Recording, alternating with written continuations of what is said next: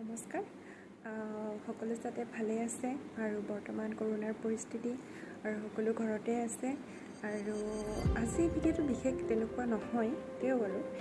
মচুৰ দাইলৰ পকৰা বনাম বুলি ভাবিছোঁ আৰু আপোনালোকক দেখুৱাম আৰু সকলোৱে জানেই চাগে মচুৰ দাইলৰ পকৰা কেনেকৈ বনায় তেও আপোনালোকক দেখুৱাম বুলি ভাবিছোঁ আৰু ৰাতিৰ কি সাজ খাওঁ তাকে অলপমান দেখুৱাম আপোনালোকে ভিডিঅ'টো প্ৰথমৰ পৰা শেষলৈকে চাই থাকিব দেই ধন্যবাদ ইয়াত তিয়াই থোৱা মচুৰ দাইলখিনি এনেকৈ মিক্সি ৰাখিছোঁ আৰু পিঁয়াজ জলকীয়া আদা আৰু সোৱাদ মছলা লগাই আপোনালোকে আৰু এতিয়া মিক্সি আদা দিলোঁ আৰু আপোনাৰ জলকীয়া লগাই আৰু এতিয়া আমি এইখিনি পেষ্ট কৰি ল'ম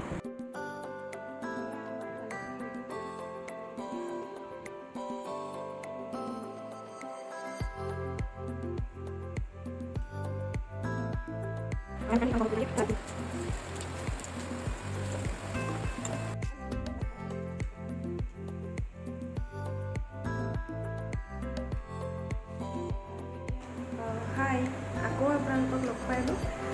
আজি আমি বনাব ওলাইছোঁ ৰাতিৰ সাজৰ কাৰণে কাচকল আলু পনীৰৰ সৈতে